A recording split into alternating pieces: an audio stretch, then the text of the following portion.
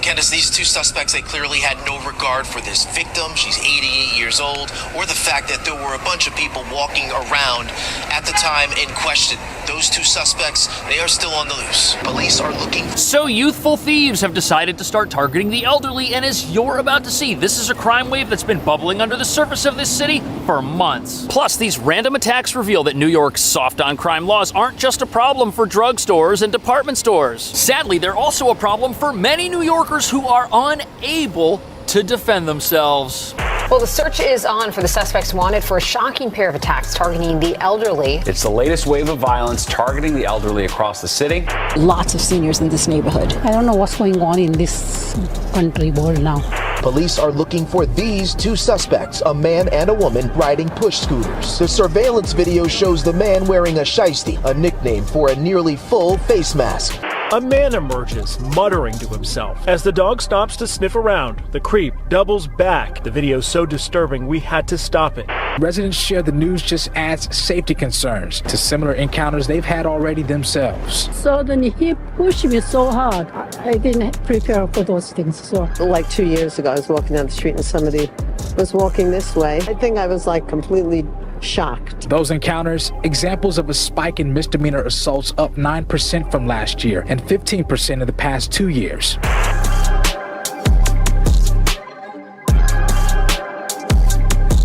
So random attacks on seasoned New Yorkers are part of a disturbing new trend. But what nobody's talking about is even though random attacks aren't new in New York, this crime wave targeting the elderly, it's the next logical step along the path of lawlessness being forged by our justice system. A system that does everything it can to protect criminals from the consequences of their actions, which is why unheard of crime patterns are becoming the new normal. And this all started with New York's progressive push to decriminalize petty crime across the state, a move which now allows people to steal things and walk free over and over again as long as it's not more than $1,000. But even though the first victims of this petty crime decriminalization were businesses, they're now locking down, doing things that might protect their stores but force that crime that they were experiencing to go elsewhere. And now all of those criminals are out looking for new targets. Speaking of Target, if you enter one, you'll see row after row of progressive product lockers preventing even the most basic of items from walking out of the store by themselves. Plus, department stores like Macy's are doing something similar, chaining up their merchandise with bike locks. Because in a city that won't lock up its criminals, everything they steal has to get locked up instead. And that brings us to the real reason why the elderly are now being targeted by thugs in broad daylight on the side of the street. These opportunistic criminals are just following the path of least resistance, and they've frighteningly become tempted and incentivized to lash out at the elderly and vulnerable, people who deserve our respect and admiration for having overcome so many of life's obstacles, but are now faced with another struggle, one that you're about to see is being allowed to overtake them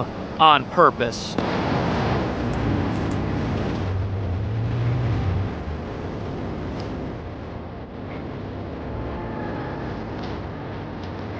So here we are in your typical New York City residential neighborhood, and what most people don't know is that even though many of these buildings have stairs and require you to be mobile and physically able to walk up several flights plus around the entire environment, over sidewalks, through crosswalks, down the stairs, into the subway most of the time, the elderly population of New York City is skyrocketing. And sadly, so are crimes against them. Police are looking for these two suspects, a man and a woman, seen on surveillance video riding push scooters. wild days, afternoon, broad day. I don't know what's going on in this country world now. The surveillance video shows the man wearing a shiesty, a nickname for a nearly full... So in a neighborhood, kind of like this one, on a sidewalk just like this, in the middle of the day, an older individual, 88 years old, was robbed in broad daylight. And the audacity of such a crime is just shocking. This was in the middle of the day, when everyone could see what was going on, yet the thieves didn't care, even though they were caught on security camera. And these two bandits were just pushing their razor scooters right down the sidewalk, which is almost as frightening as the fact that they were able to escape without getting arrested. Now, of course, the criminal sympathizer crowd will say that it's only natural for crimes targeting the elderly to increase as their percentage of our overall population increases. After all, if New York City's older population is rising at a time when its younger population is shrinking, finding it increasingly impossible to live here because things are so expensive, perhaps crime will follow that trend. But come to think of it, in the past, you never had stories of 250 250-pound football player-looking-ish individuals getting robbed by people pushing razor scooters. But the security camera footage reveals there's a specific reason these crimes of opportunity are now taking place. The surveillance video shows the man wearing a shiesty, a nickname for a nearly full face mask, and a Black Raiders t-shirt. Alongside him, a woman, unmasked. They both rode up the block and out of sight, where police say they tried to snatch the victim's purse. And of course, when the target did not let go of their personal belongings, these younger, more powerful criminals decided to overpower the victim and take what they wanted. Just disgusting, and we have no idea who these people are, even though one of them wasn't wearing a mask. Now, of course, some of you are going to say, well, these are the predictable results of decriminalizing robbery. More people will get robbed. And these are also the predictable results of decriminalizing assault. More people will get assaulted. But in a city that doesn't punish crime, we all have to accept that this is becoming a new, terrible nightmare of a reality that every single person has to live with. And once the crooks get caught, they'll probably end up getting released on some reason that, oh, they didn't mean it, or oh, it was an accident, or oh, it was self-defense, some kind of nonsense. But as awful as something like that is, here's what makes these attacks even more frightening. There's lots of seniors in this neighborhood. Karen Muhammad, who works in the neighborhood, says she's surprised something like this happened on such a busy block. It's scary. It's very, very scary. I'm praying it doesn't happen again, but it's... Now, we don't know this from watching this report, but there's a good chance with the neighborhood having a demographic that is a high number of elderly individuals, these thieves may have gone there specifically to commit crime. That's horrible. And now you've got an entire residential neighborhood that's not used to this type of thing on edge. And because these people were never caught, residents have no idea if this could happen again. One of them was wearing a mask after all. He might get away with it completely. Something that's very frightening to imagine when you take into account that a lot of times these crimes happen near where the criminals themselves might happen to reside. But this was an attempted purse snatching in the middle of broad daylight, which puts these two thugs in a different category of criminal from the category of criminal who randomly attacks innocent bystanders as they're going about their business on the street, which is apparently much more common than anyone would like to imagine. As 81-year-old Gerla Freeland walks bare on the Upper West Side, a man emerges, muttering to himself.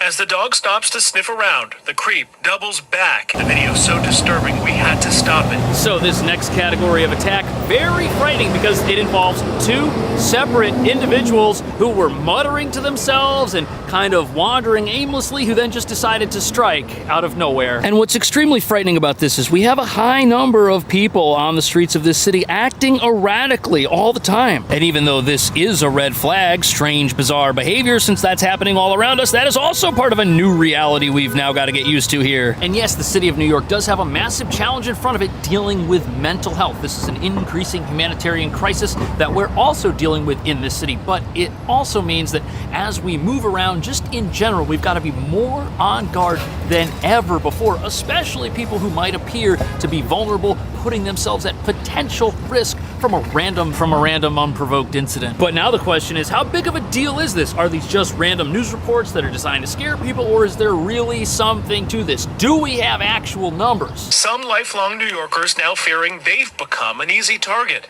The NYPD says there have been over 1,800 assaults on people over 65 years old this year, up 14%. Last Sunday, an 88-year-old... Right, so even though there is a propensity for public agencies that want to make themselves look good to report things in a way that is most favorable, we've got a 14% increase here, which means that the real numbers could be even higher if this data is somehow incomplete or slightly misrepresented. Now, that's not to say that the NYPD is not being truthful with their figures, but this is a huge wake-up call for the city. 1,800 random attacks, that's something that should anger everybody, and it's also somewhat of an embarrassment, because if we've got vulnerable people walking down our streets and we can't protect them, nobody's safe. And there's just too many stories like this to cover here. We've got the arrest of someone who was randomly going after people. This person also spent some time struggling with police, and go figure, they also had 3 prior arrests. And you know what this reveals? This reveals that by allowing crime in stores, that emboldens criminals, because once those stores decide to start locking up all of their products and they make it harder to commit crime in there, that crime follows us out here onto the streets, and it also puts our officers at risk. People think they can get away with anything in this town, and they've become accustomed to it. They've made it their life. We've got people now living lives of crime, and they don't care what their targets are. And now the new targets that thieves are after are a class of person who looks like they've got money or valuables on them, but also appears as if they're not going to be much of a physical threat to the person who decides to go after them. And it's all happening because critics say our laws that handcuff police and force them to fight crime with one arm tied behind their back are working just as intended.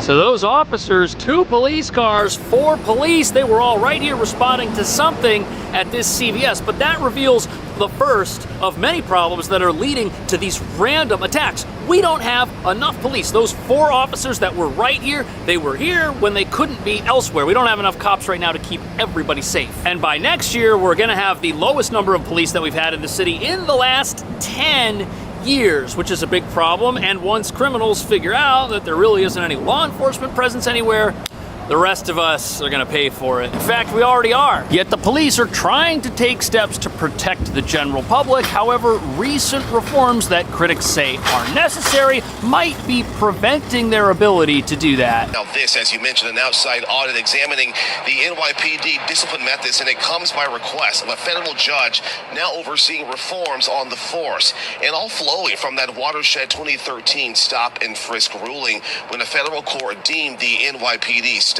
and frisk tactics unconstitutional. So this recent report, this looks into reports of police misconduct. It was written by a judge who is now retired, and although it mentions stop and frisk, that's only one part of this misconduct summary. And the reason this report is out there is because when Mayor Adams took over, apparently the police brought back tactics that some people are upset about. But because these tactics are controversial, because they can often lead to arrests, proponents say they're necessary, because if police can't just randomly stop people and check them out when they're acting suspiciously, the general public remain in a certain level of danger, which is sadly becoming a new reality for many New Yorkers. But these tactics do mean that oftentimes the freedoms and rights of many New Yorkers end up being violated, which is controversial in and of itself, because we don't want to be living in a police state, while at the exact same time, proponents of these tactics say that the police don't have any tools to keep people safe in the first place, and a dangerous society is not a free society. But at a time when we need more police, not less, this report comes out and it says that police are engaging in high levels of misconduct and are not punished appropriately by their police departments. It accuses senior police officials of letting certain things slide that put the public in danger, when the public is already in danger. Now, more than a decade later, the independent report finding most of the dozens of stop and frisk violation cases under NYPD internal review resulted in reduced penalties or no discipline.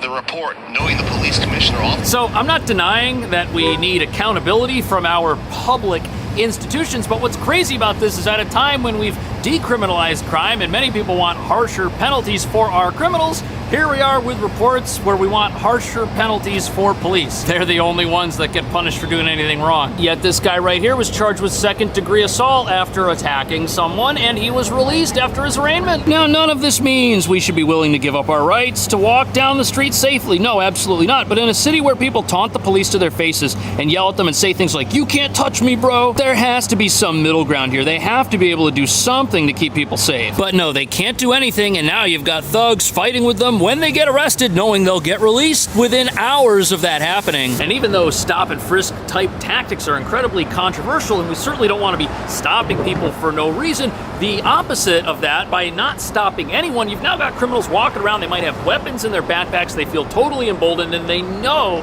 that nothing is going to happen, and walking right past police on their way to commit some sort of crime. But fascinatingly, we have a recent real-life example of what can happen when police are allowed to pursue someone who commits what many would say is a minor infraction and probably shouldn't be punished. But in this case, it stopped what could have been a massive disaster. The number of weapons and ammunition found in a vehicle during a traffic stop in Queens is astounding for police. They recovered 9 loaded magazines. magazines, a heavy body armor, a stun gun, 2 axes. And the list goes on. There were also several knives, handcuffs, and a mask. The amount of ammunition NYPD So this insane discovery of a massive haul of dangerous weapons, it happened during a minor traffic stop for a covered or obscured license plate. That's a minor infraction. That's like fare evasion in the subway. But when police go after stuff like this,